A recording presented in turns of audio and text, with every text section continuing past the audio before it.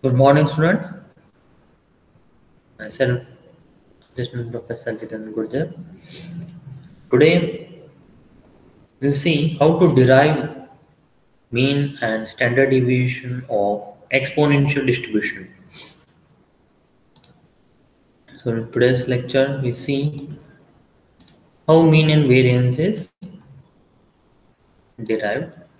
So, before that, we'll just go through very simple discussion on exponential distribution. The exponential distribution arises in connections with Poisson's process. A Poisson's process is one exhibiting a random arrival pattern in the following sense. So already you have come across Poisson's process. In the last lecture we have seen it's a random arrival pattern. And how the random arrival is given? For a small interval delta t, the probability of an arrival duration delta t is taken as alpha delta t, where alpha is equal to mean arrival rate, student. So this is what we are going to know. The probability of more than one arrival duration delta t is negligible. Yes, very important. Then inter-arrival time are independent of each other. This is a kind of stochastic process, one for which events occur in a random fashion.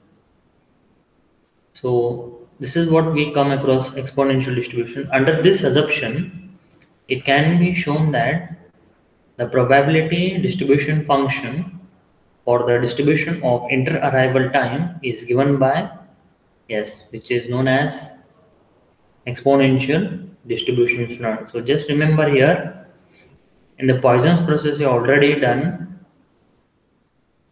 where random arrival pattern in the exhibiting process we have got.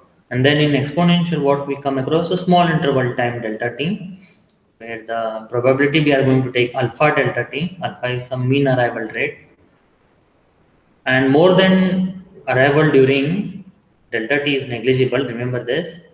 And here, whatever the arrival time we are going to consider in exponential distribution, but here you also remember inter-arrival time, that is whatever the inter-arrival time we are going to consider here, it is independent of each other. So whatever the time taken, or it's all independent. And this is a stochastic process, you have to remember.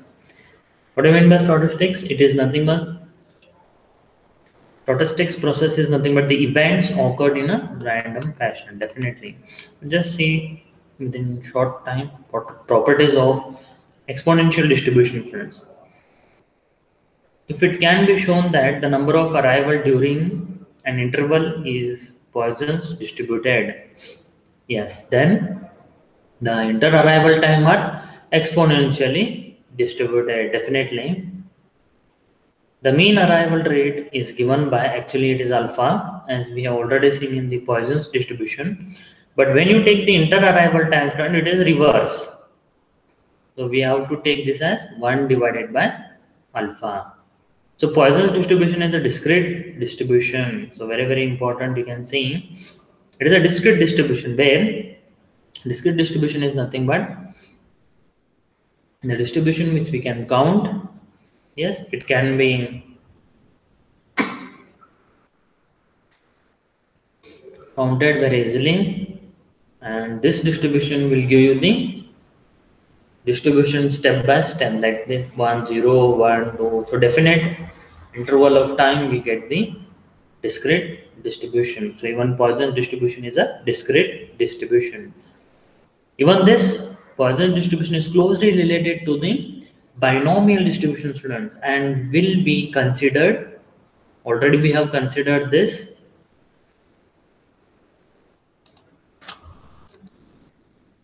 binomial distribution. Okay, it can be shown for the exponential distribution that the mean is equal to the standard deviation. Yes, definitely we are going to derive this. Very important, students. This is what we are going to derive, that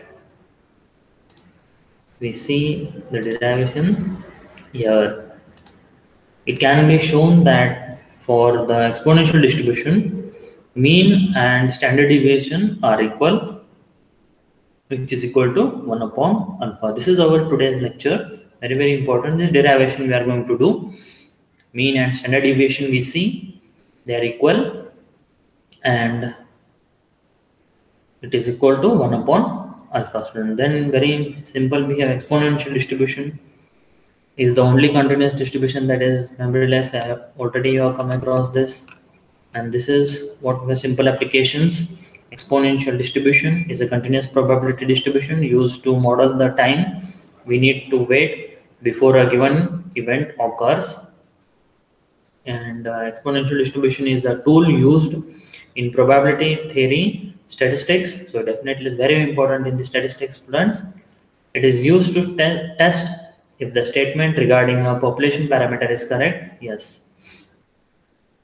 So if you just see in the crime cases, whatever the statement is given, is it correct or no, we are going to check using exponential distribution. Also useful in hypothesis testing. Yes, definitely.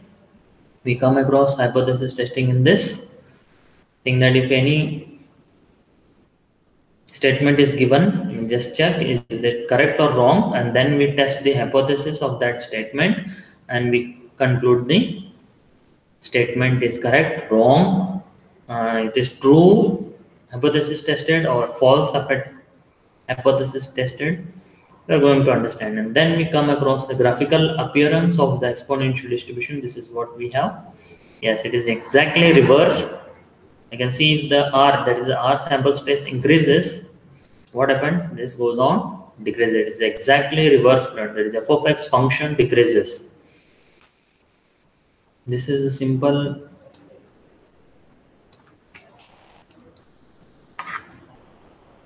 points I have made out. You have to remember. So we'll start with this, our derivation. Very, very simple, students. So let us start.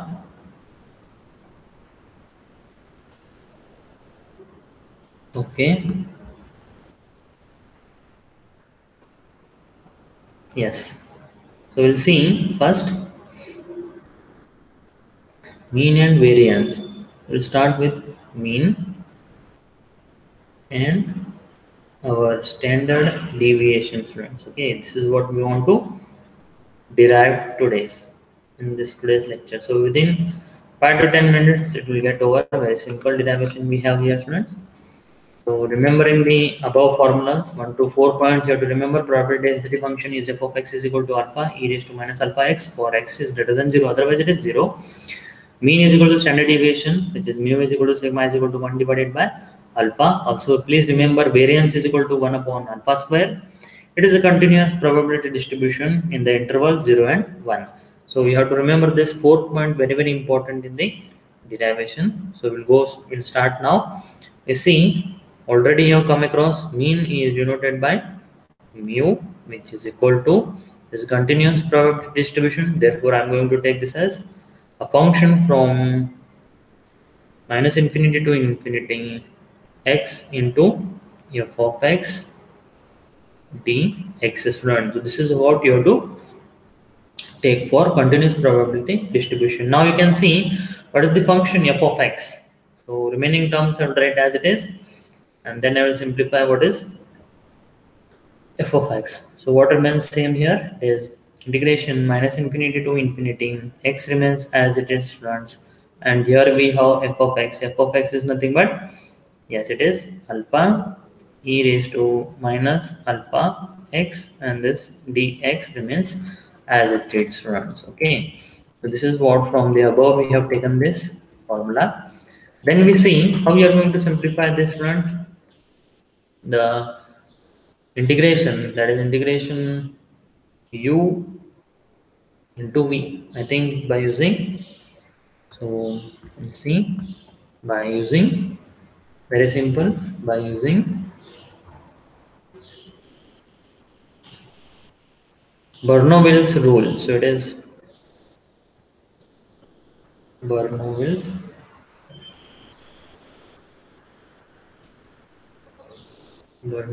rule. We can see, we can solve this example very easily. Now we will start now.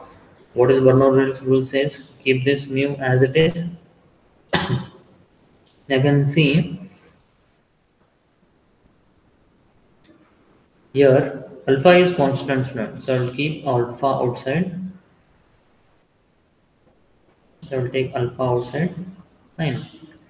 And then yes, it is integration of this is I'm going to take this as u and I'm going to take this as v. So u is equal to, I will take this as x and v is nothing but e raised to minus alpha x, student. So I will take this now and start simplifying. First integration u into v of dx is equal to, first I will take the,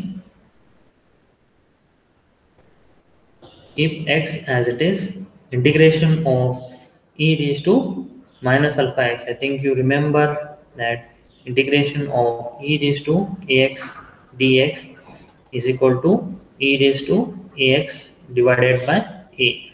So here a we have taken this as minus alpha. Then you have to just simplify this now. So we get here e raised to minus alpha x divided by minus alpha. So this is first part minus, and then keep this again integration of integration this part e raised to minus alpha x divided by minus alpha. So if we just integrate this once again, we are going to get this as minus alpha x divided by minus alpha into minus alpha, students. Okay, so here we get this as minus alpha divided by minus, keep this integration, then Bernoulli's differentiation, that is d of x is nothing but 1, differentiation of x. So you come across differentiation of x with respect to x, it is always 1, student. That is what we have simplified. And then remember in the Bernoulli's different this one interval in the exponential, what is the interval? We are going to start with the 0 definitely, and then it must end to 1, but you have given the upper limit as infinity. Sorry. So you can see here, students, very simple. So in this it is clearly mentioned that here we'll take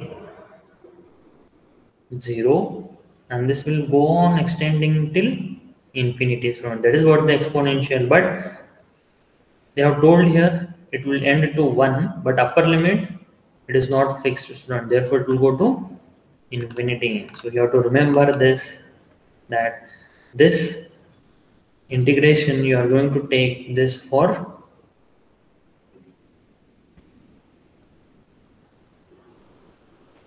zero to infinity x into alpha into e raised to minus alpha x into dx, run. So this is interval will now change to 0 to infinity. So this is what we have for exponential, run. Please remember this. If it is not mentioned upper limit, then we have to consider this as infinity. If lower limit is not mentioned, definitely we have to take this as 0 because it starts from 0. Then simplify, substitute the values, students. 1 by 1, x is equal to 0. When x is equal to 0, the first term will become 0. Yes, first term will become 0. And then next term. So in the next term, you can see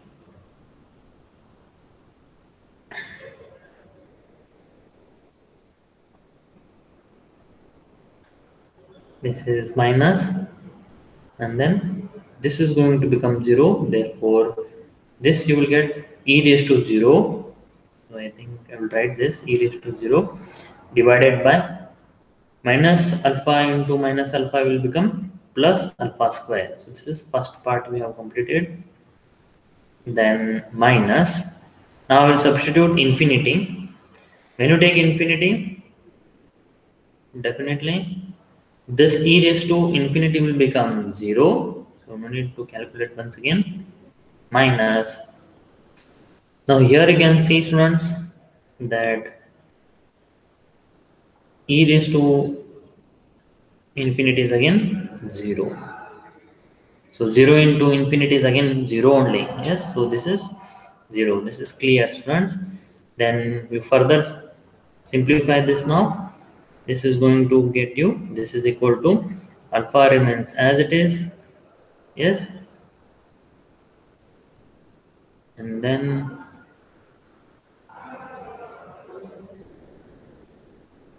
e raised to 0 will become 1 divided by alpha square. So this is equal to, students, 1 upon alpha. So therefore mu is equal to 1 upon alpha we get, students. So please remember this. We have calculated for mean.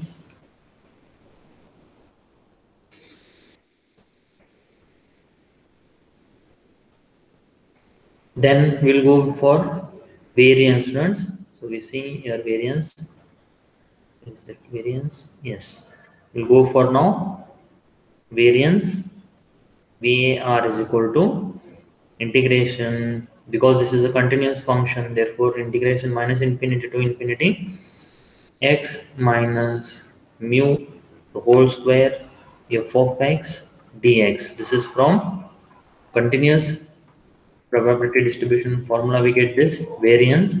I'll substitute all the values from exponential distribution, that this is going to give you, this is equal to, now to always remember the integration lower limit and upper limit will be, integration will be from 0 to infinity. Keep this x minus mu the whole square as it is. F of x, what is f of x, students? It is alpha e raised to minus alpha, and this is dx, students. So just simplify this. You're going to get this is equal to, yes, alpha is constant, so I'll keep alpha outside. Fine. This you are going to get integration 0 to infinity. Then this is x minus mu square, and this is e raised to minus alpha x. Sorry, this is alpha x you get here. Okay, dx. So again using Bernoulli's, we are going to take this Bernoulli's rule, u into v, integration of u into v, students. I think you must be perfect now. What is the integration of u into v? Keep alpha as it is. I'm going to take this is equal to alpha as it is. I will integrate first.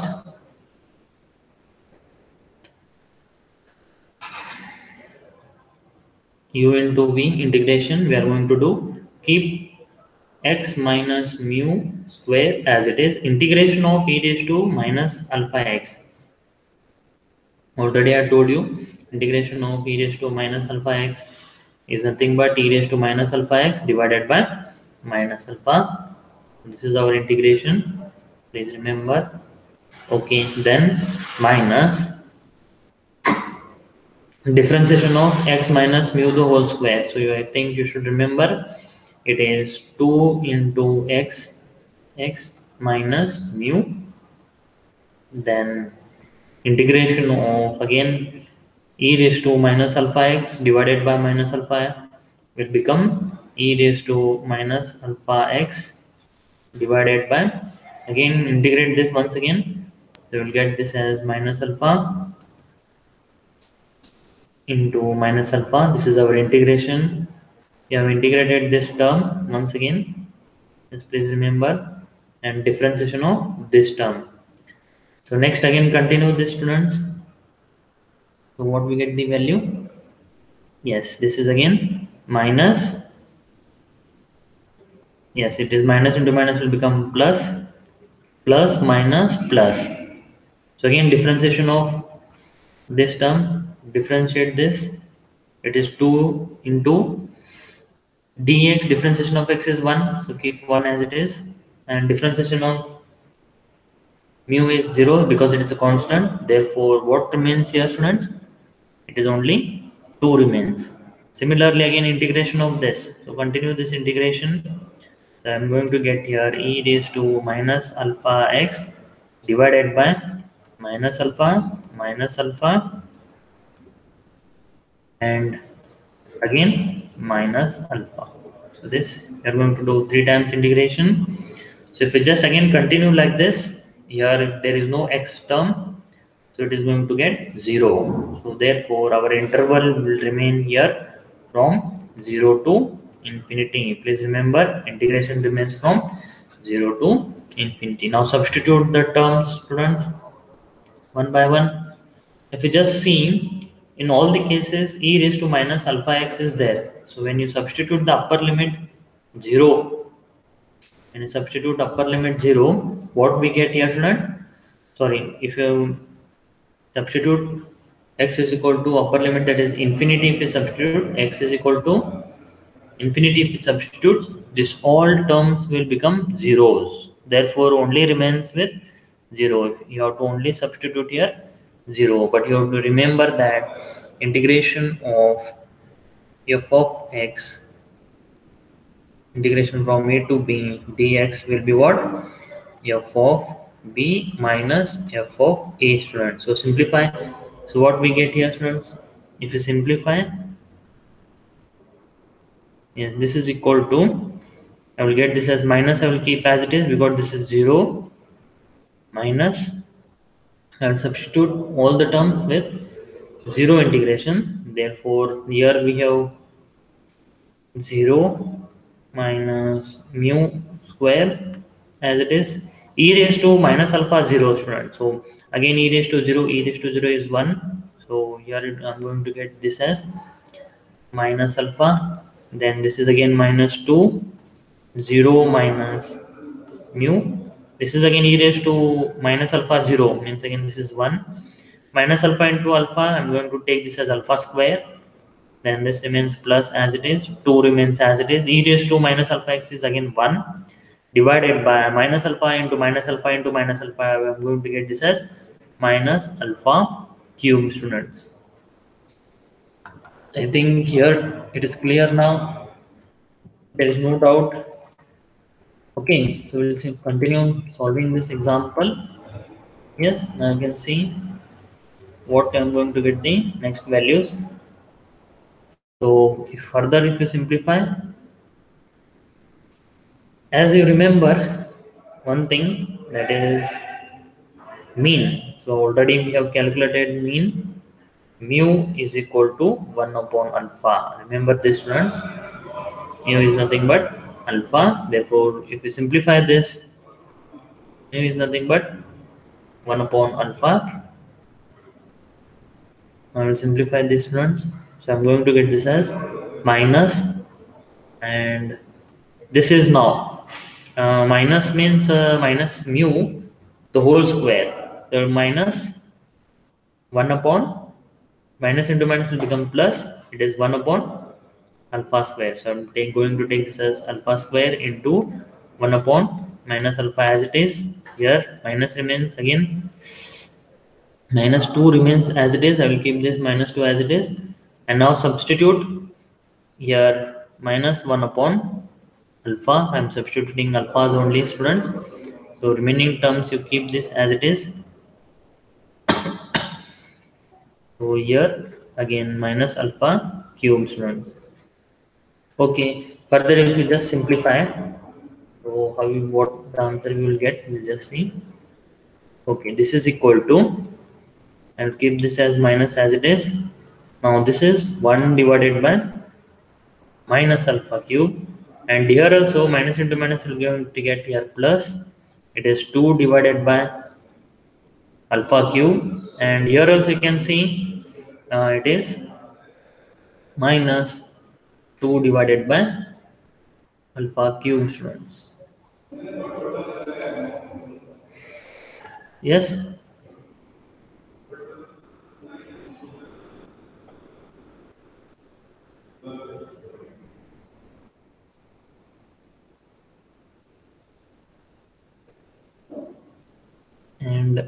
This alpha remains outside here. Please remember here, alpha is outside. So just take this. Alpha is outside. You have to remember this. Alpha is just outside. We have taken it outside. Okay, here also we can see we get here minus alpha outside. Just please remember, as alpha is outside, I missed that alpha, and this is what we get, students. This is equal to minus alpha. Now simplify this, students.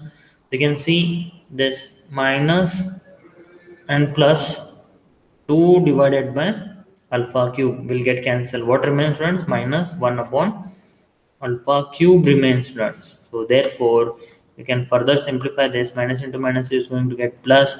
1 alpha will get cancelled, which is going, you are going to get this as 1 divided by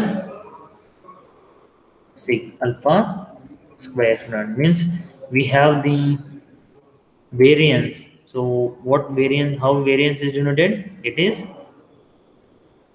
sigma square is equal to 1 upon alpha square. Therefore standard deviation sigma is equal to square root of variance, which is equal to square root of 1 divided by alpha square. So we are going to get this as again 1 divided by alpha, student. So here we conclude that our derivation